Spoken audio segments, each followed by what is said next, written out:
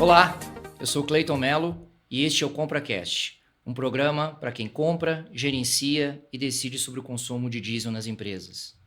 Hoje o nosso convidado é Edson Batista, fundador e CEO da TaxMap Tributos, uma consultoria especializada em otimização tributária e um executivo com ampla experiência em distribuidoras e produtores de biocombustíveis no país. Bom dia, Edson. Bom dia, Cleiton. Obrigado aí pelo convite. Vai ser um prazer dividir um tempo aqui contigo para falar um pouquinho da nossa experiência aí no mercado de combustíveis. A gente trabalhou junto também no setor de biocombustível, né, uns 15 anos atrás. E vai ser legal poder fazer esse bate-papo contigo e tentar de alguma maneira aí contribuir com as empresas, né, que querem conhecer um pouco mais da tributação de combustíveis. Obrigado, Edson. Obrigado por estar aqui. Esse é um assunto quente, né? Com a reforma tributária e esse desenrolar da implantação da reforma tributária. Acho que tem muita coisa nesse processo que é muito importante para a nossa audiência, os grandes consumidores de diesel saberem, né? Que tipo de impacto isso vai trazer para eles. Eu queria começar pelo começo, como sempre digo, né? De onde você vem, para onde você vai. Falar um pouco de você, qual é a tua experiência, por onde você passou, um pouco da tua experiência nesse setor, até você chegar na TaxMap Tributos. Legal, obrigado aí. Bom, já estou aí no mercado há uns 25 anos, mais ou menos, na área tributária. Comecei minha carreira no setor financeiro, na verdade. Quando eu me formei, fui para um grupo de seguradoras do Banco do Brasil. Ali já comecei na área tributária, já enveredei na área tributária, gostei. Estou até hoje, né, tocando esse negócio, né, esse bicho aí. 2 anos depois eu recebi um convite da Shell para assumir uma posição na Shell, onde eu consolidei minha experiência na área tributária e principalmente aí no setor de combustíveis, né. A Shell é uma escola maravilhosa, me deu muito aí no que eu tenho hoje do ponto de vista de conhecimento profissional, né? Saí de lá como gerente de planejamento tributário, ganhei uma experiência muito sólida em todos os tributos, né? Nos principais ali, incidentes sobre combustível, passei por várias mudanças, entrei no setor ali por volta de 97, 98, quando estava começando uma desregulamentação do mercado, né? Abertura do mercado, e foi uma mudança pesada, onde a gente tinha um mercado ali de 70% de empresas do Sindicom e 30% de bandeira branca, e esse mercado hoje inverteu. Você deve ter o Sindicom com 30%, 40% e o restante, as demais, com quase 60% do mercado. E isso mudou bastante. Tivemos muitas mudanças tributárias aí ao longo do tempo, que a gente vai poder compartilhar aqui depois. A partir em 99, mais ou menos, eu recebi 99 não, já... 2009, 2008, eu recebi um convite para sair da Shell. Quando eu vim para São Paulo, assumi uma cadeira de gestor da área tributária na Brenco, que seria o maior produtor de etanol na época. Então, eu saí de derivados de petróleo para trabalhar com biocombustível. Foi uma experiência interessante, né? Porque tem agronegócio junto. Então, foi uma experiência nova, um desafio novo. E também foi lá onde eu te conheci, onde pegamos a empresa ali no início, startup, contratando incentivos fiscais, mercado ainda se organizando, muitas mudanças tributárias no setor. Passamos a comprar diesel ao invés de vender, viramos grandes consumidores de diesel, montamos toda a estrutura de suprimentos de diesel para as usinas. E depois do M&A com a Odebrecht, eu acabei saindo, passei um ano fora para estudar, fiz cursos de tributação internacional, melhorei o inglês ali, viagens também, né, para conhecer um pouquinho de outros países. Depois de um ano voltei e fui convidado para assumir uma cadeira de Head de Tax para a América Latina, na Coca-Cola FEMSA, um outro negócio completamente diferente, mas tão complexo quanto combustíveis do ponto de vista tributário. Então foi mais uma experiência interessante. Eu também pude usar bastante já o que foi o que a gente tinha de aprendizado aí durante a carreira em Shell e Brenco. Então foi bem legal também poder consolidar esse aprendizado, não só no Brasil, mas também entendendo um pouco como é que a área tributária funciona nos demais países, e tem diferenças importantes, aí, principalmente com a reforma que vai entrar, né, migrando o Brasil para o IVA. E aí, por volta de 2012, 2013, teve uma reestruturação, eu acabei saindo da Coca-Cola FEMSA, foi quando veio a ideia de fundar uma consultoria, me juntei com 2 colegas do setor e principalmente conhecimento aí em combustíveis, e montamos a TaxMap, uma empresa com foco muito grande na parte de otimização, planejamento tributário, atendendo consultorias também. Hoje a gente está fazendo 11 anos aí de empresa, atuamos em diversos segmentos, atuamos também atendendo distribuidoras, já atendemos usinas de etanol, são nossos clientes também, mas a gente diversificou bastante o portfólio, a gente trabalha bastante com indústria, então a gente hoje é fornecedor de serviço, então tem que atender o máximo de empresa possível, diversificar bastante aí o portfólio de clientes e principalmente a gente atende bastante hoje grandes consumidores, né, de diesel, né, não atendemos diretamente o setor de combustível, mas indiretamente a gente tem que estar antenado com as mudanças para atender e até identificar oportunidades na área para levar para os nossos clientes consumidores de diesel. Legal. Com base nessa tua experiência toda, Edson, o que você percebe de diferente em termos de tributação desse setor, particularmente o setor de diesel e talvez até focando um pouco mais no grande consumidor de diesel? É muito diferente de outros setores? Tem peculiaridades? Tem características muito distintas? Conta um pouco para a gente. Com certeza. Eu sempre trabalhei no setores complexos, né, do ponto de vista tributário, né? Eu acho que quem trabalha com distribuição de combustível trabalha com qualquer outra coisa. Depois entrei no mercado de biocombustível, que também não é simples. E fui para bem de consumo, bebidas, que também é complicado, tá? Mas do lado de cá, já na consultoria, eu comecei a comparar esses setores com outros e a gente percebe que, de fato, a área, para quem trabalha no setor, na cadeia de combustível, tem uma complexidade muito grande. E quando você vai para o setor da indústria como um todo, é uma coisa meio que padronizada. E aí é que está o problema, porque as grandes indústrias acabam não se especializando na área, no conhecimento tributário dos combustíveis, que é um setor completamente diferente. E aí nisso acaba perdendo aí oportunidade, apropriando o crédito de forma equivocada. Então essa complexidade de entendimento da área tributária de um setor de combustível que é todo específico para um setor tradicional faz muita diferença e a gente sabe que as empresas não têm braço e gente para ficar olhando todos os setores, né? Tem o dia a dia ali para tocar e isso gera grandes dificuldades para as empresas. Eu imagino, Edson, quando você fala de um grande consumidor de diesel, como uma empresa transportadora, por exemplo, onde o diesel tem uma relevância muito grande para o custo operacional, é natural que se dê uma atenção muito grande também para a questão tributária do diesel. Mas eu fico imaginando aquelas empresas onde... fabricante de alimentos. Onde há uma compra empresarial do diesel, né? Há um consumo de diesel porque você tem uma frota própria, porque o diesel é usado como combustível em algum outro tipo de equipamento. Mas o diesel não é necessariamente na sua curva ABC de custos, ele é talvez C. Com certeza. Deve ser muito difícil para esses grandes consumidores estarem atentos a todas as variáveis de impostos de todos os seus insumos e talvez aí haja uma grande oportunidade, né, justamente para poder reduzir o custo ou se aproveitar mais dos créditos tributários para reduzir seu custo total. Imagino que seja um grande desafio para boa parte dos grandes consumidores de diesel. Eu tenho certeza que a gente vai chegar num ponto onde você vai falar das grandes oportunidades, mas eu queria muito que você nos ajudasse a nossa audiência a entender como a tributação está hoje, de maneira genérica, como que ela impacta o grande consumidor hoje e depois como que ela vai ficar em função dessa reforma tributária. Eu sei que é uma resposta muito longa, Sim. Mas vamos começar pela situação atual. Como é que é genericamente falando, ou geralmente falando, essa tributação hoje? Bom, antes de falar do hoje, vou tentar falar um pouquinho do passado, né? Rapidamente, né? Então, assim, passamos várias transições aí tributárias, várias reformas, né? Desde 97 para cá. Então, quando eu entrei no setor, já tinha substituição tributária do ICMS. Então, era um tema bastante relevante, né, para as indústrias, grandes consumidores, porque você tinha uma substituição tributária para toda a cadeia do diesel e o consumidor final entra no meio da cadeia comprando esse diesel.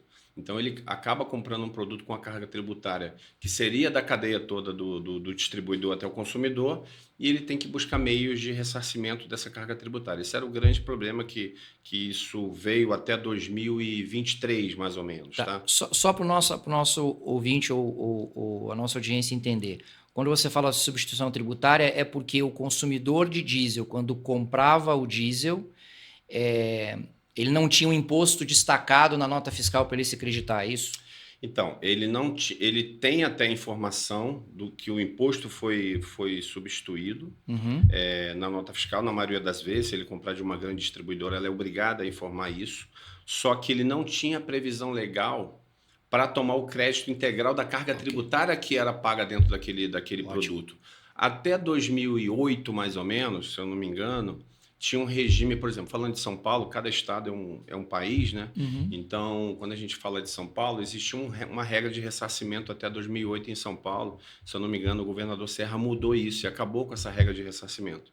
Então, por exemplo, a empresa comprava o diesel, tomava uma parte do crédito e a outra parte ele tinha direito a pedir o ressarcimento.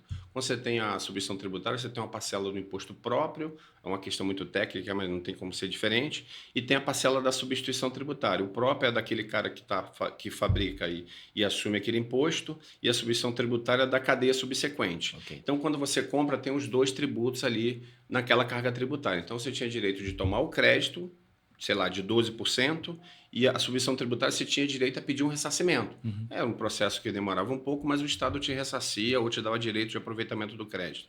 Em 2008 isso acabou e a empresa passou a ter um custo adicional na sua operação, porque ela comprava uma carga com um diesel com uma carga tributária, sei lá, de 20%, somando as duas partes, as duas parcelas do próprio do ST, mas só podia tomar o crédito de 12%, que é a alíquota do diesel no Estado. Isso veio até 2023 com a mudança para o monofásico. Então, falando de ICMS, teve uma mudança grande que já vinha sendo trabalhada há muitos anos no Sindicom, depois da nova associação, que eu esqueci o nome.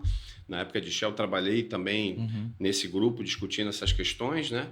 E o diesel passou a ter a tributação monofásica. O que é o monofásico? Você tem uma alíquota, a de REN, é uma alíquota em reais por litro, que hoje está em torno de 1,30, 1,40, não lembro exatamente, por litro, que é pago na refinaria, e você não tem mais mecanismo, não tem mais divisão entre o que é próprio e IST, é uma carga tributária fechada, que tributa toda a cadeia do combustível, e o grande consumidor ele tem direito a tomar o crédito com aquela premissa. Ele antes aplicava 12% sobre a nota e uma parcela ele não tomava crédito, porque é a parte da subvenção tributária. E agora ele vai ter o direito de tomar o crédito integral, que ele pega a alíquota de REN, multiplica pela quantidade e toma o crédito integral de tudo que foi pago lá na refinaria. Okay. Qual é o ponto aí? Nem todo mundo consegue acompanhar essas mudanças. Recentemente, a gente fez trabalhos de umas 2 ou 3 empresas e verificamos que não só diesel, mas GLP, que entrou também nessa regra, e gasolina, mas falando de grande consumidor, você pega mais GLP e diesel, Sim. as empresas não estavam tratando o crédito com a regra anterior, de pegar a nota fiscal e aplicar 12% e não estavam fazendo com a regra nova. Ou seja, tinha empresa que podia se acreditar de 20% e estava se acreditando de 12%.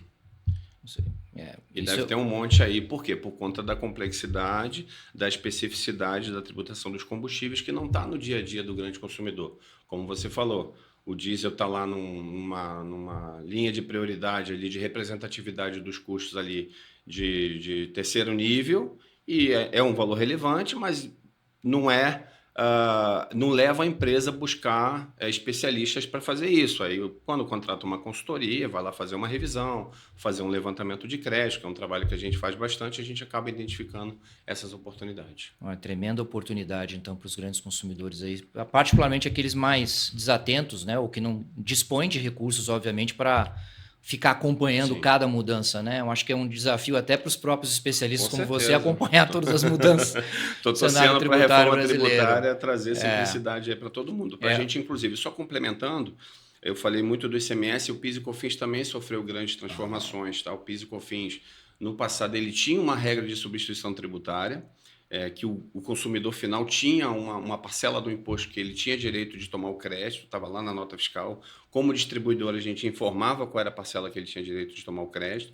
E depois foi instituído a monofasia, o regime monofásico no PIS/COFINS, que foi primeiro lá em 2000, se eu não me engano. Então, com a regra do monofásico, a refinaria passou a pagar uma alíquota cheia, né, na refinaria, e ninguém mais na cadeia passou nem a se creditar e nem a pagar o PIS e COFINS. Aí entra o consumidor final no meio, e aí o que eu faço? Tomo crédito, não tomo crédito?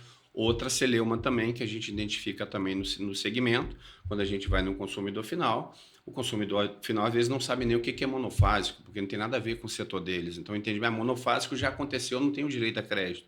Só que nasce uma nova operação, ele passa a usar aquilo ali como insumo na atividade dele, e a própria lei do PIS e COFINS diz que quando você utiliza um produto como insumo, você pode tomar o crédito daquele insumo. A alíquota de 9,25, que é a alíquota padrão da não cumulatividade. Mas a gente vê muitas empresas tomando decisão errada, deixando de tomar, ou às vezes entrando com ação judicial, entendendo que a legislação não está clara, então tem muita incerteza nesse meio. Deixa eu ver se eu entendi. O que você está me dizendo é que a gente tem, de um lado, empresas que não estão sequer atentas para a possibilidade de, a despeito da monofasia, se creditarem desse PIS e COFINS, e de outro lado tem empresas que estão tão atentas e têm tantas dúvidas a respeito que acham que tem que ir para o judiciário para poder ter direito aos créditos. Tem de tudo. Tem empresa que não toma, tem empresa que toma, e toma o crédito, né? E tem empresa que, na dúvida, prefere ingressar com ação judicial e pode demorar aí 5, 10 anos para poder se beneficiar de algo que, na nossa visão aqui de consultoria, está muito claro para ele seguir com a apropriação do crédito, por exemplo. Tá? E aí o PIS e COFINS segue até hoje com a monofasia, com essa regra da não cumulatividade, e agora a gente tem uma nova regra da reforma tributária. Então, como a gente já teve tantas transformações na tributação do PIS e COFINS e do ICMS, hoje elas estão muito parecidas, né? Para a reforma tributária, graças a Deus, vai ser mantido.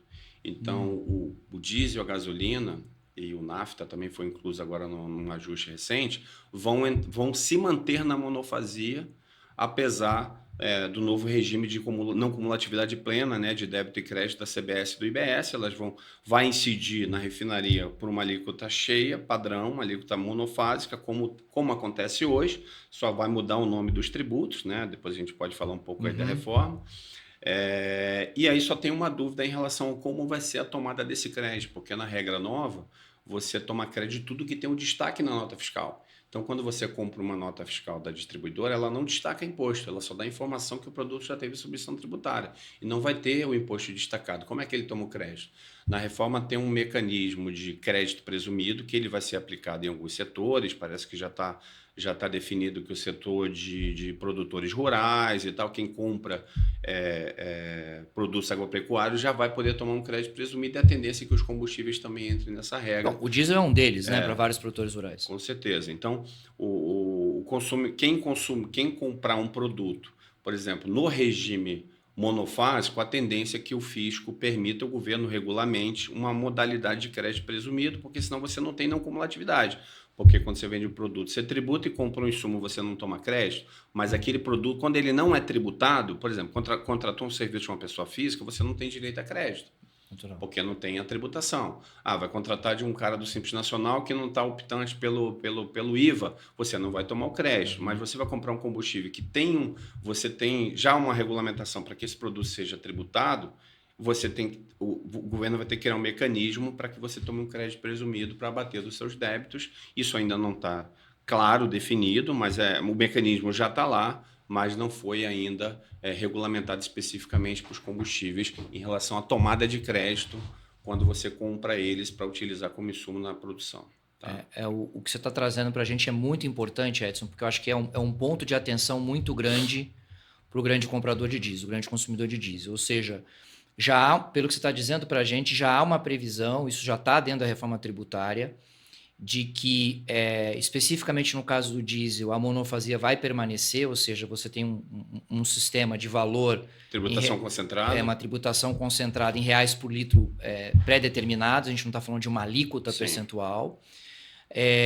E pelo que você disse, muito provavelmente o setor, os grandes consumidores de diesel vão poder continuar tomando esse crédito, mas ainda não estão claras as regras exatas de como isso vai acontecer. Isso. Como várias regras ainda não foram colocadas à mesa, okay. Né? Assim, uma reforma tributária já tiveram várias etapas de regulamentação, de definir o macro, depois uma regulamentação intermediária, e você vai ter uma micro-regulamentação, né? Então, leis ordinárias, portarias, então você vai ter ainda muita regulamentação pela frente e nós acreditamos que essa parte do crédito do diesel seja regulamentado dessa forma, através de um crédito presumido, porque você não vai ter ali na nota fiscal que aquele cara que te vende ele já é substituído, ele já tem a tributação na refinaria. Pode ser que seja mantida a regra que está hoje nos convênios, que é aplicar a alíquota, a de REN, que é a alíquota reais por litro, vezes a quantidade, não tem por que mudar a regra do jogo. Então, acredito que seja mantido dessa forma, só não posso garantir, né? A gente não sabe o que vai vir, mas ainda. Essa é a expectativa que se mantenha. Bom, de qualquer maneira, eu acho que a grande mensagem que fica para a nossa audiência é de prestar muita atenção no detalhamento, né, na regulamentação dessa reforma tributária para frente. Porque, pelo que você diz, é líquido e certo que o grande consumidor vai poder se creditar. A questão é como. Qual vai ser o mecanismo, né? Como isso vai acontecer. Fala um pouquinho para a gente, então, da reforma. Assim, como é que fica a reforma? Eu acho que tem uma questão do CBS, IBS, tem essa explicação, e também uma questão do prazo um pouco. Quando que essas coisas acontecem? Para que a nossa audiência possa ficar... Né? Só em relação ao tema anterior, da questão do creditamento, é importante entender como está funcionando hoje, mas eu acho que vale a pena também olhar o passado, daquilo que eu falei, né? Algumas empresas seguem tomando o crédito da forma anterior e tem uma oportunidade importante para capturar um benefício fiscal. Então, isso acontece bastante, o tempo vai passando, isso vai prescrevendo e não tem mais como recuperar. Então, era bom olhar para esse tema e capturar possíveis benefícios e, naturalmente, entender o que está vindo pela reforma. Naturalmente, no dia a dia das empresas, a empresa está olhando sempre no dia a dia e o que vem pela frente. Não tem muito tempo para olhar o passado, mas é um recado que eu gostaria de deixar aí. Uma dica, né? Ou seja, pode ter dinheiro na mesa. Vá atrás, né? Eu não tenho dúvida que até quanto tempo para trás um grande consumidor poderia, no caso de identificar uma oportunidade perdida de crédito, até quanto tempo para trás ele poderia recuperar isso? A regra hoje, desde quase sempre, é 5 anos. E você teve 2 mudanças importantes. Em cada período aí você vai ter uma regra diferente. Eu acho que a última regra... a primeira regra é aquela discussão se é insumo, se não é insumo, monofásico ou não. E a segunda regra, principalmente com relação ao ICMS, é a questão da mudança da substituição tributária tradicional para a monofasia, que gerou uma diferença importante, principalmente em São Paulo, onde você tem uma alíquota de 12%. Você sempre vai ter uma diferença, porque a carga tributária pega uma média país, então você tem uma alíquota menor. Em São Paulo, você vai ter uma diferença maior de crédito a recuperar, de ICMS. Ok. Muito bem, tá aí a oportunidade, né? Acho que vale a pena todo grande consumidor, particularmente o que tem operações no estado de São Paulo, né? Tem oportunidade de se creditar no estado de São Paulo, poder avaliar um pouco melhor essa questão. Mas enfim, e essa reforma tributária, o que vem por aí? Bom, reforma tributária de uma forma geral, né? O que se busca é um pouco daquilo que você falou na introdução, né? Minimizar aí a complexidade tributária que existe hoje, até para a gente que é de consultoria, já trabalha aí há mais de 25 anos no mercado e a gente continua tendo dificuldade para entender, para poder atender ali os clientes, né? Então, para validar procedimentos, alíquotas, então é um parto, né, para você ficar olhando a legislação do Brasil como um todo, atualização de tabelas, alíquotas, então é bastante complexo e o grande viés da reforma é reduzir a complexidade, trazer mais transparência, né, com o imposto destacado ali na nota fiscal, simplificar a quantidade de tributos, nem tanto, né, que a gente vai sair de 5 para 3, então a ideia era sair para 1, mas foi o caminho que se encontrou politicamente para avançar com a reforma, né? Tem um IVA dual, que é uma divisão ali do IBS, que vai substituir o ICMS e o ISS, que é o primeiro bloco, né? Que a gente tem o IVA estadual / municipal, que vai ser gerido por um comitê gestor que está sendo aprovado agora no Congresso, o estabelecimento desse órgão, que é um órgão novo, que vai ser um colegiado composto por representantes de estados e municípios, que que vão definir as regras de arrecadação, controle, alíquotas, por isso que não tem alíquota e tal. Então, essas alíquotas ainda vão ser definidas a partir da criação desse comitê gestor. Podem ter alíquotas diferentes, mas não devem ser muito diferentes. Isso aí também já é uma novidade, né? Se esperava uma alíquota única para o Brasil, mas já estão dizendo que teremos alíquotas diferentes no caso do IBS, tá? E do outro lado a gente tem a CBS, que é a consolidação do PIS e da COFINS e do IPI, com arrecadação federal normal, como já é hoje, de uma forma mais simples, aí sim com uma alíquota padrão. A somatória dos dois, que é o IBS e o CBS, hoje está em torno de 26,5%, 27%. Foi estabelecida uma alíquota cap, uma alíquota máxima, e os estados e municípios vão ter que trabalhar nesse limite aí. Já tem uma alíquota estimada para a CBS, uma alíquota estimada para o IBS, mas cada produto vai ter uma característica diferente aí quando ela for regulamentada. Ou seja, o objetivo, a promessa era de uma simplificação tributária que pode acontecer em alguma medida, mas não vai ser tão grande quanto se imaginava no começo. Ela vai ter uma simplificação em termos da quantidade de tributos e do número de legislação. Então, a grande vantagem cereja do bolo é acabar com o ICMS estadual. Então, você passa a ter um tributo com uma única legislação. Ok. Isso já é um ganho tremendo. Para todas as unidades federativas, não pode falar que é federal, mas vai consolidar, vai congregar a legislação de todos os estados, e aí você agora tem que olhar para uma legislação única. Então, isso para a gente é um ganho enorme, e eu acho que para o contribuinte também. Hoje você tem empresas aí com 40 a 50 pessoas só para lidar com as obrigações acessórias de ICMS no Brasil como um todo. Quando eu trabalhei num cargo regional na Coca-Cola FEMSA, eu tive a experiência de ter equipes fora do Brasil com 5, 6 profissionais, com um mercado, com um tamanho de empresa muito parecido com o Brasil, só que no Brasil a gente tinha 45 pessoas. E a maior parte dessas pessoas relacionadas com compliance tributário, fazer apuração, cálculo, pagamento de ICMS, PIS e COFINS. Tá?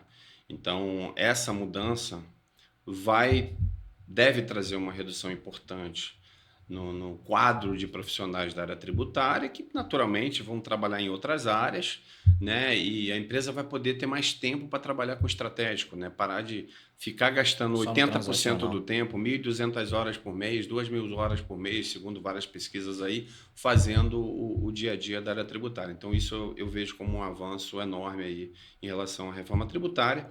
Além disso, também trazer um ambiente mais transparente, né? Mais simples para novos investidores. Quando você trabalhei em multinacional, vem um gringo para cá olhar, você não consegue explicar, ou você explica e o cara não consegue entender a complexidade. Lá fora o IVA é por fora, aqui é tudo por dentro, com grossap. O que é grossap? Então, assim, é difícil entender. Então, a gente hoje está mudando isso tudo, né? Para o IVA, não tem mais o grossap, os tributos hoje são calculados por dentro, agora você tem que tirar isso e calcular por fora. Então, você sabe exatamente a carga tributária daquele produto. Então, isso vai dar mais transparência para o ambiente de negócio também. Ou seja, é uma evolução grande, pelo que você está dizendo para a gente, independente de regras específicas diferentes entre os próprios estados, a gente vai ganhar muito com uma grande simplificação. Isso é ótima notícia. Eu acho que notícia melhor ainda para a esmagadora maioria dos grandes consumidores de diesel desse país, que são empresas, são produtores rurais, muitas vezes o CPF não é nem um CNPJ, então são empresas pequenas empresas transportadoras, enfim. O Brasil não é um país só de gigantescos consumidores de diesel, ele tem um universo de centenas de milhares de consumidores e acompanhar isso tudo é muito difícil. Acompanhar isso tudo é muito difícil. Em termos de tempo, a gente está falando de janeiro de 27, janeiro de 26, quando que isso... particularmente para o diesel, né? Então, para o diesel, se a gente seguir manter a metodologia hoje, a sistemática que está hoje da monofasia, você vai mudar só o nome dos tributos. Você não vai mudar muita coisa. Não vai mudar muita coisa. É o que eu interpretei da norma, tá? Da lei que foi regulamentada. A partir do ano que vem, você começa com um período de transição da CBS, que é a substituição do PIS e da COFINS, só para demonstrar em nota fiscal os valores arrecadados, vai ter campos novos com os valores simbólicos ali de 1%, 0,9% do IBS, 0,10% da CBS, vai dar 1%, esse valor vai ser destacado em nota, vai ser abatido do PIS e COFINS, só para que tenha um processo, um processamento piloto ali da receita, começar a trabalhar com essas informações e para o contribuinte também atualizar seus sistemas, suas apurações, fórmula de cálculo, preço, metodologia de preço. Então, as grandes empresas já estão se antecipando com esse movimento de fazer essas alterações e já estarem prontas para rodar isso a partir do ano que vem. O que a gente tem visto é que as empresas médias e pequenas não estão com esse interesse tão grande, porque elas estão olhando para a arrecadação, que a arrecadação de fato só acontece em 27.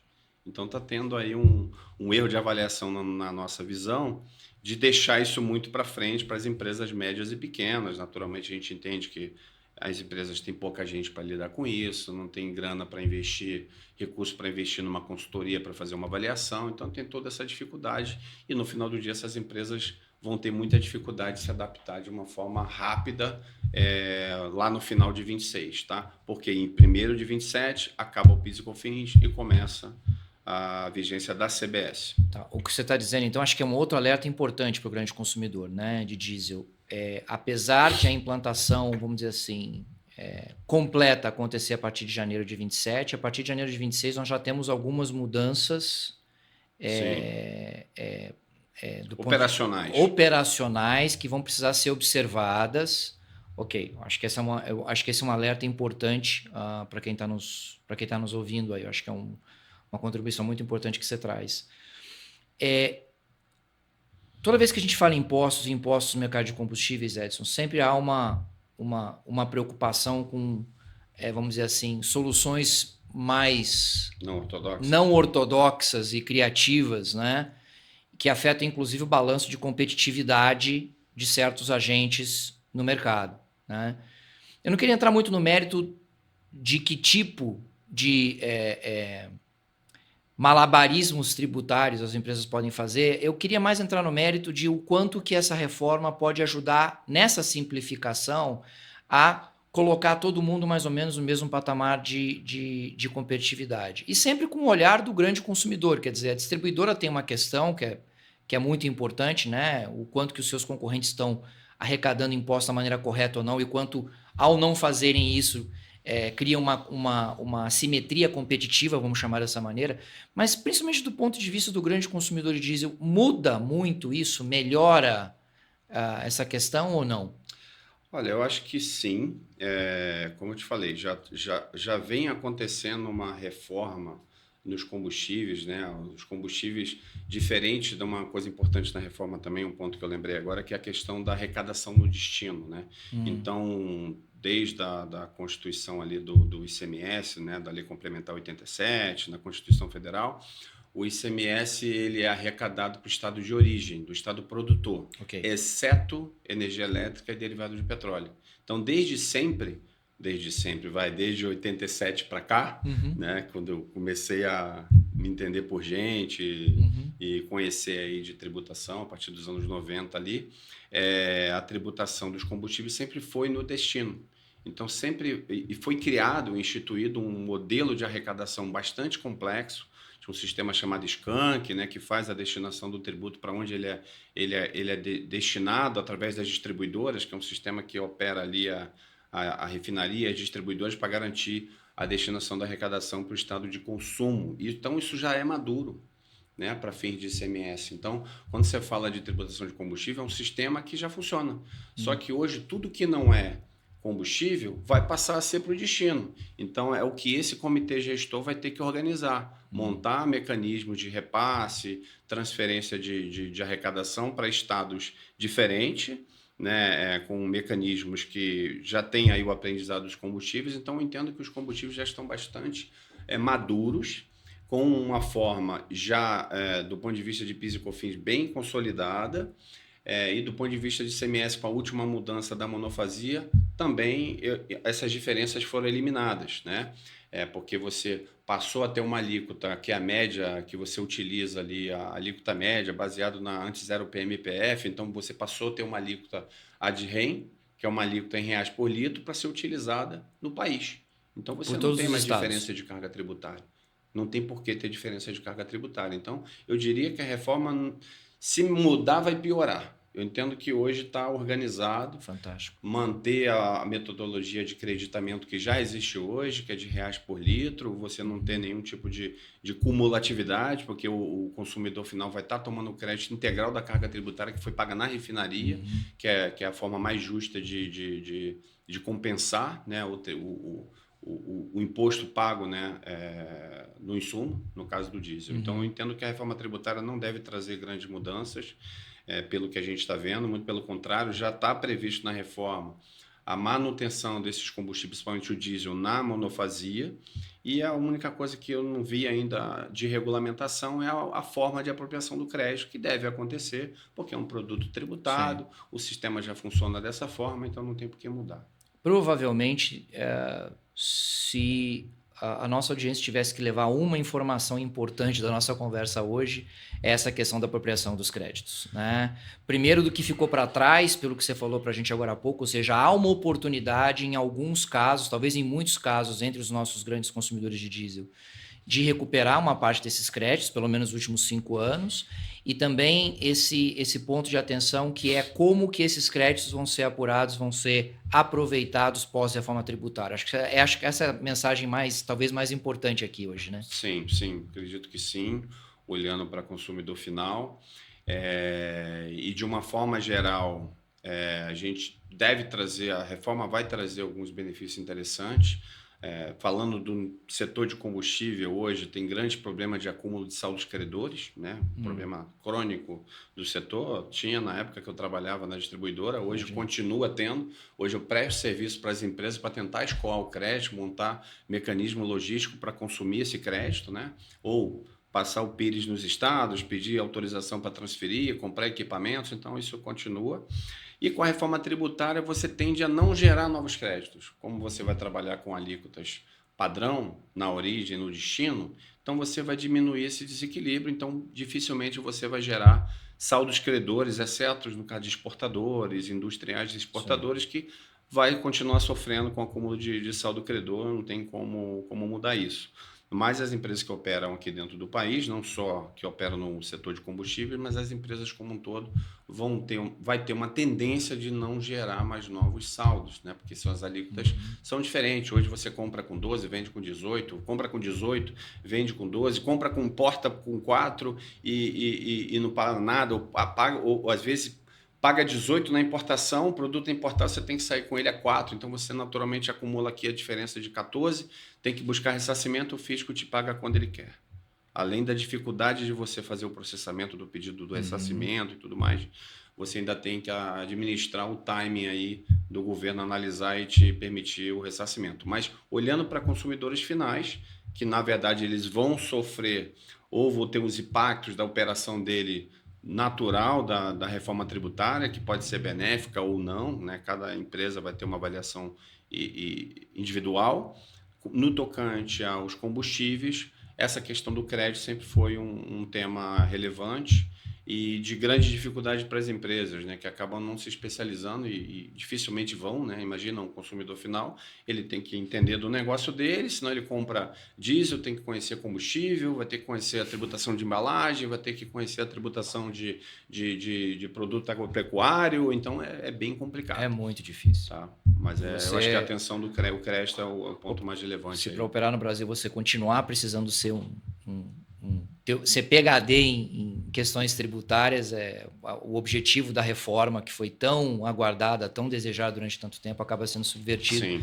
E pelo que você está falando para a gente, felizmente não é o caso. Felizmente a gente vai ter uma simplificação, por mais que não tenha sido tão grande quanto se imaginava no começo, a gente vai ter uma simplificação bastante grande. Eu acho que isso é muito positivo, pelo que você contou para a gente. Com certeza. Tem duas questões na reforma que eu acho que são interessantes,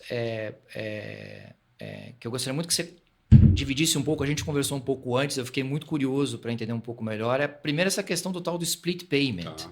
O que diabo é split payment? Tá. Explica para a gente. Bom, deixa eu só voltar no ponto anterior, que eu não complementei a questão do período de transição. Eu falei só do PIS e COFINS, da CBS.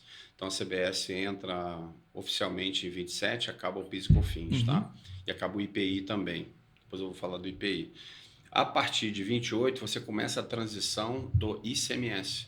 E aí você começa a ter uma redução gradativa do ICMS até 2033, e você começa a ter um aumento gradativo do IBS. Então, vai diminuindo o ICMS e vai aumentando a CBS até que em 33 você acaba com o ICMS e passa a entrar em vigor 100% o IBS. Nesse período, os incentivos fiscais também vão ser reduzidos na mesma proporção e vão ser eliminados a partir de 2033. O que se quer com isso? Evitar a guerra fiscal, a diferença de competitividade. Então, você vai ter um ambiente em que os incentivos fiscais que você tem hoje estaduais vão ser eliminados. Ok. Tá? Então, ou seja, não é uma coisa que entra de vez em 27. Tem uma transição até 2033. Tem uma transição, assim, muitos reclamam que você vai conviver um período longo aí de transição convivendo com os dois setores, com os dois sistemas, que você vai ter um custo de administrar isso, concordo, mas por outro lado é um tempo para você se adaptar, se organizar, planejar suas operações, avaliar sua logística. Hoje o cara tem CD no Brasil todo, ele vai ter que mudar. Por que eu tenho CD? Não tenho mais incentivo, agora eu vou botar um no Centro-Oeste, um no Nordeste, acabou. Não tenho que botar um CD aqui no Sul de Minas para ir lá trocar nota e voltar com o produto aqui para São Paulo, acabou. Entendeu? Então, vai ter que repensar o negócio, o modelo de negócio. Então, com relação a cronograma, é isso, ok? Split Payments. Split Payments é um negócio bem interessante, controverso e desafiador, né? Qual a ideia do split payment? Como o inglês fala ali, é a divisão do pagamento. Então, quando você comprar uma mercadoria, sei lá, uma mercadoria que custa R$100, você tem ali 20 de IVA, que é a congregação de CBS e IBS, né? Você hoje paga 100, registra no teu estoque 80 e toma crédito de 20, né? Como que vai ser agora? Você vai pagar essa nota de 100, teu sistema, o que se pretende, qual a função do split payment? Fazer essa forma de realizar o pagamento através do sistema bancário já diretamente para o governo. Então, essa nota de 100 vai ter um sistema integrado de meio de pagamento, que você vai ter que se credenciar, onde, ao pagar a nota fiscal, 80% vai para o fornecedor e 20% já vai ser arrecadado para o fisco. E o fisco vai fazendo uma apuração online das tuas operações. Todas as compras que você for fazendo, ele vai pagando o líquido para o teu fornecedor e pagando o imposto para o fisco estadual, lá para o comitê gestor e a parte para o governo federal. E ao mesmo tempo que você vai vendendo, quando você emite uma nota fiscal, vai acontecer o mesmo processo. O teu cliente, ao pagar a nota fiscal, vai te pagar 80, imaginando que não tem margem nem nada, vai te pagar 80 e vai enviar um Pix lá, um pagamento para o governo de 20. Uau. E aí isso vai acontecer online. Imagina uma empresa de varejo que compra uma mercadoria hoje, toma o crédito, mas vende no dia seguinte ou vende no mesmo dia. Ele emitiu a nota de venda, hoje como é que é? Ele emite a nota de venda e paga esse imposto daqui a 40 dias. Que é o vencimento do imposto apurado no mês. Então, apurou o mês de... Estamos em outubro, né? Emitiu em outubro, fecha a apuração no final de outubro, recolhe lá para o dia 10, dia 15, dia 25, às vezes, o PIS/COFINS. Então, cada vez tem 55 dias para pagar o imposto. Acabou isso. Agora ele vai ter que pagar aqui. Ok. Tem muita coisa para gente... Entendeu? Para a gente discutir aqui. Primeiro, o split payment é alguma coisa que está aprovada dentro da reforma tributária. Isso está consagrado ali dentro. Tá. Mas eu estou entendendo que tem um processo de implantação, de testes, isso envolve muita organização, orquestração de sistemas tributários, emissão de nota fiscal, as próprias instituições financeiras, porque eu estou entendendo que é a instituição financeira que vai fazer essa separação dos recursos, é isso? Sim.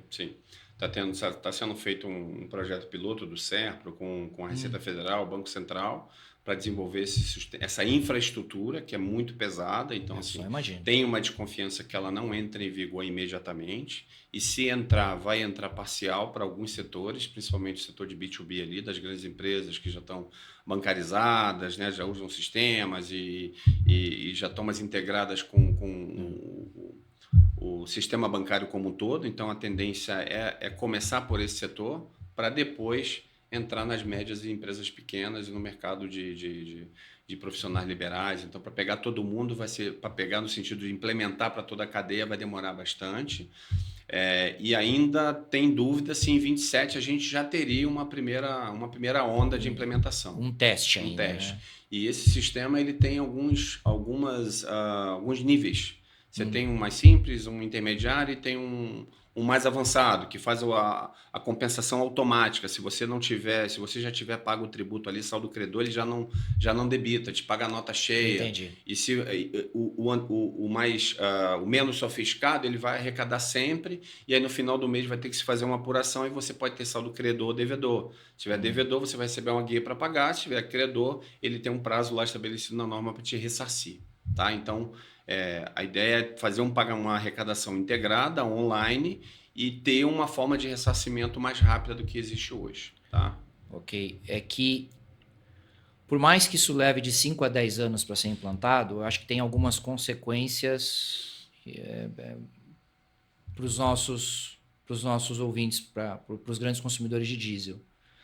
Primeiro é que você tem uma questão de fluxo de caixa muito mais curto. Né? Sim. Você tem um impacto porque você recebe o valor bruto da nota fiscal para depois você pagar, dependendo das condições de pagamento que você tenha negociado com o teu fornecedor, com os teus fornecedores e com os teus clientes. Hoje você administra o seu caixa de uma maneira e com a implementação do split payment, a parcela impostos do teu fluxo de caixa ela fica muito menor, ou seja, o recurso não fica tanto tempo na sua mão. Sim. Isso é um ponto. O segundo ponto é que isso tem um efeito, me parece ter um efeito muito grande na competitividade das empresas em setores onde elas são obrigadas a competir com quem deixa de pagar esses impostos. Porque, pelo que você está me dizendo, não vai ter como o sujeito não pagar o imposto, porque o dinheiro não vai circular por ele. Ele não vai poder receber o pagamento bruto de uma nota fiscal que ele emitiu e deixar de pagar ou atrasar o pagamento da parcela de impostos que ele recebeu dentro daquela nota. Sim. Eu entendi certo? É isso mesmo? Com certeza, capturou corretamente. Assim, está sendo trazido como um método eficiente de pagamento de imposto, mas no final do dia o governo quer reduzir a evasão fiscal, quer reduzir a sonegação. E esse sistema sendo implementado full em todos os setores, você praticamente acabou com a sonegação. Porque você vai pagar uma nota fiscal para o teu fornecedor, antes você pagava para ele o valor bruto e ele pagava o imposto na data do vencimento do tributo ou não. Aí ele parcelava, deixava de pagar, levava isso para frente, esperava um refis. Então hoje ele não vai poder fazer isso. Quando você pagar a nota para ele, você já paga a nota fiscal líquida do imposto que está destacado na nota. Então você já arrecada para o fisco na cabeça. E a mesma forma você, quando emitir sua nota, você já vai receber o valor líquido. Então assim, você não tem mais esse dinheiro para circular no teu fluxo de caixa. Isso vai gerar um impacto muito grande de fluxo de caixa para muitas empresas. Eu imagino que no varejo, quando as pessoas têm a possibilidade de não só pagar com Pix ou com cartão, mas pagar com dinheiro vivo, cash, você ainda pode ser um pouco mais criativo para tentar escapar desse split payment. Mas nas transações entre empresas, e aqui nós estamos falando essencialmente de empresas maiores ou menores consumidoras de diesel, mas que estão comprando isso de outras empresas grandes, ou estão comprando de um posto, ou estão comprando principalmente de um TRR, uma distribuidora. Quer dizer, não tem como você ficar por aí transportando malas de dinheiro para tentar fugir do split payment. Ou seja, parece ser uma excelente notícia para quem faz as coisas certas, para quem respeita a legislação, para quem paga os seus impostos corretamente e principalmente para quem faz isso em setores onde certos concorrentes não o fazem da mesma maneira, né? Desequilibrando o patamar de competição dos mercados. Eu acho que esse pode ser um impacto gigantesco, um impacto muito importante, gigantesco talvez seja muito forte, mas um impacto importante também da reforma tributária. Eu entendo pelo que você acabou de falar, e me corrija por favor se eu estiver errado, que é algo que é de difícil implantação, tem muitos sistemas para serem implantados, pode levar alguns bons anos para acontecer. Mas se acontecer minimamente como está previsto, e não é, pelo que você me disse também, não é só uma ideia, isso foi aprovado, já está previsto na reforma tributária. Então, acho que é um outro ponto de atenção muito interessante, muito importante para os grandes consumidores acompanharem daqui para frente em relação à implantação da reforma. Legal. Eu acho que os grandes consumidores de diesel, como um todo, eles vão ter outros... Isso vai impactar, né, o negócio deles como um todo. e de qualquer outro setor, principalmente os varejistas vão ter impacto muito grande, porque tem um fluxo muito curto ali, eles trabalham muito, margem pequena, então você tem ali um período muito curto e aí você consegue ter 45 dias para pagar o imposto daquilo que você compra, é um valor fenomenal. Mas quando você fala de diesel, o fato do diesel ele já vem sendo reformado, já vem sendo melhorada a tributação, como a gente não vai ter grandes mudanças, se não tiver grandes mudanças com a reforma, toda a cadeia do combustível você já tem ela concentrada, né, da tributação na refinaria. Então, quando você vai comprar uma nota, um grande consumidor vai comprar uma nota de 100, ele não vai fazer split payment, Sim. ele vai pagar o 100 para a distribuidora e vai ser criado um mecanismo dele apropriar um crédito ali. Então, isso teoricamente não vai impactar diretamente o fluxo. Eu acredito que não mude, né? A nota que hoje ele paga 100 e toma crédito de 20, eu entendo que ele vai comprar a nota por 100 e vai ter um crédito de 20, uma outra modalidade, talvez com crédito presumido, estabelecido por regras que vão ser publicadas em breve. Tá? Então, acredito que não tenha muito impacto nesse sentido do consumo de diesel por conta da monofasia da tributação concentrada. Isso na entrada do diesel, mas diesel. eu tô imaginando a consequência para o grande consumidor de diesel na venda do produto dele, seja ele qual for. Aí, com certeza. Né? Seja qual for o produto ou o serviço que o grande consumidor entregue ao mercado, entregue aos seus clientes, na hora de receber os seus recursos, uma transportadora vai ser bastante impactada, super, por exemplo. Pelo que a gente está discutindo aqui, né? E uma outra questão, eu te falei que eram duas questões em relação à reforma que estão me chamando muita atenção, e você tocou rapidamente nessa questão aqui, que é a tributação de todos os produtos, não só os derivados de petróleo, vai ficar no estado de destino. E hoje, a tributação do etanol hidratado, ela fica toda no estado de origem. Sim. Ela também vai passar a ser feita no estado de destino. Exatamente, da forma que da forma que está ou sempre foi os demais combustíveis derivados e da forma que vai passar a ser os demais produtos e serviços, né, que Imagino. você tem hoje. E você disse também que todos esses benefícios fiscais de ICMS, de alguma maneira, eles vão... O efeito desses benefícios em determinados estados, eles vão diminuindo durante essa fase de transição até 2033, onde eles devem se encerrar. Isso. Isso não afeta todos os grandes consumidores de diesel, mas é uma curiosidade que eu tenho, porque especificamente para os transportadores rodoviários, de combustíveis, isso pode gerar algumas mudanças importantes de fluxo, porque o que nós temos hoje é como o ICMS da gasolina fica para o estado de destino e o ICMS do etanol hidratado fica para o estado de origem, muitos estados brasileiros que não são produtores de etanol hidratado, alguns estados do sul, especialmente alguns estados do nordeste e do norte, eles acabam na sua estrutura de tributação de ICMS privilegiando a gasolina, naturalmente, porque eles privilegiam a sua própria arrecadação. Esses mecanismos tendem a desaparecer, pelo que você está dizendo. A gente pode passar a ter uma competição do etanol hidratado com a gasolina na bomba em bases mais realistas. Ou seja, quem for competitivo para colocar um etanol hidratado no estado que hoje tradicionalmente não tem tanto etanol hidratado, vai poder competir com a gasolina e isso pode mudar um pouco os fluxos de movimentação de etanol hidratado. É razoável considerar isso, não?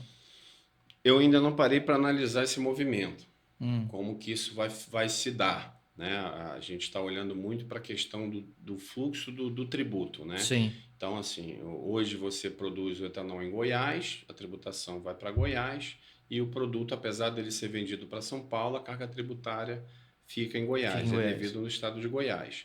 E agora, esse produto que vai ser produzido em Goiás e vendido para São Paulo, esse ICMS, de alguma maneira, ele vai ser destinado para São Paulo.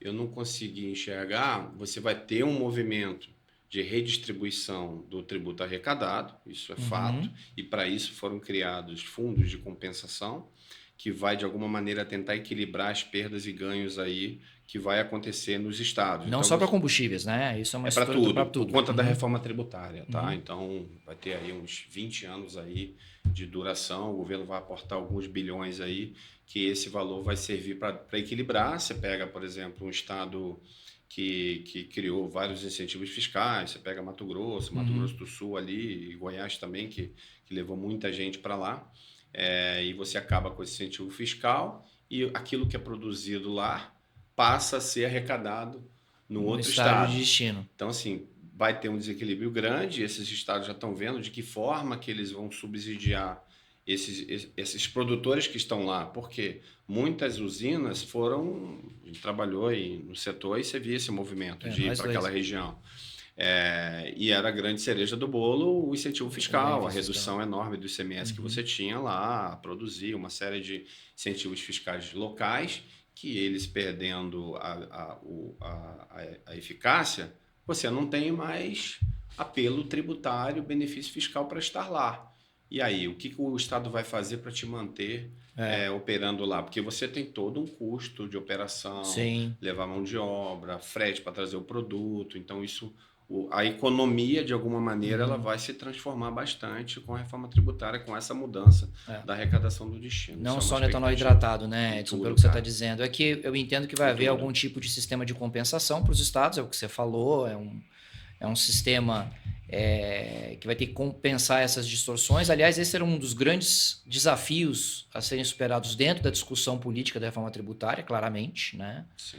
Isso acabou passando.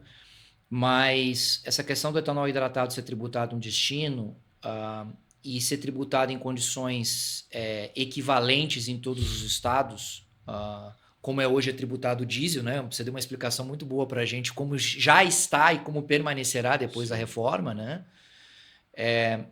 Isso cria oportunidades de aumento de competitividade do etanol hidratado em relação à gasolina em alguns estados onde hoje ele não é tão competitivo. E isso pode trazer algumas mudanças importantes de fluxo de movimentação, né? Para uma parte da nossa audiência que são grandes consumidores de diesel, são empresas transportadoras rodoviárias, particularmente de combustíveis. Né? Pode mudar o fluxo. Quando esse fluxo muda e o etanol hidratado começa a viajar mais longe, vamos dizer assim, para estados que não são grandes produtores atualmente, Rio Grande do Sul, Santa Catarina, própria Bahia, que tem um déficit de etanol hidratado, consome muito mais do que produz. Alguns estados do Nordeste que têm barreiras atualmente barreiras de ICMS para a entrada de etanol hidratado de outros estados, isso tudo desaparece. Né? Isso tudo desaparece no momento em que a gente tem uma explosão, um boom de aumento de produção de etanol no Brasil graças ao etanol de milho, inclusive com plantas no Nordeste, mais próximas. Então, acho que isso pode ser uma ameaça, mas também pode ser uma oportunidade para esses grandes consumidores de diesel, essa parcela dos grandes consumidores de diesel, que são as empresas transportadoras de carga líquida, né? As empresas transportadoras de combustíveis. Perfeito. Edson, estamos chegando no final. Já foi rápido? Passa rápido, né? Quando a conversa é boa. Onde é que as pessoas podem te encontrar? Como é que as pessoas encontram o Edson? Como é que as pessoas encontram o TaxMap? Se alguém tiver interessado em buscar oportunidade de monetizar os seus créditos, enfim, como é que as pessoas te encontram?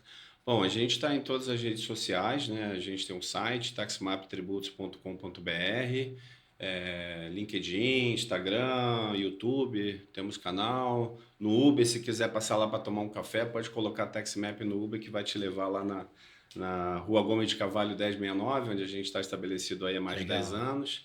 E vai ser um prazer receber vocês. O Cleiton já conhece a casa, quando quiser, as portas estão abertas e a gente vai poder ajudar aí naquilo que a gente puder, né? Naquilo que a gente já tem conhecimento aí e quem sabe no que vai ser regulamentado também, que venha para o bem para ajudar as empresas. Fantástico. Obrigado aí pela TaxMap é TAXMAP. Tributos. TaxMap, TAXMAP. Maravilha. Edson, muito obrigado. Foi super, super interessante. Eu tenho certeza que os nossos ouvintes vão aprender bastante com o episódio de hoje. Muito obrigado. Tomara. E te agradeço pela oportunidade de poder falar de um assunto que eu gosto muito, relembrar aí da história também. dos desafios que a gente passou ao longo da vida, nas empresas, e foi muito bom ter esse bate-papo e espero ter contribuído aí, ajudado um pouquinho aí a tua audiência nessa nova empreitada do Compra aí, e desejo também sucesso nesse novo desafio para você. Obrigado. Parabéns. Obrigado demais. Muito obrigado. Muito bem. Até o próximo episódio. Obrigado. Tchau, pessoal. Tchau, obrigado.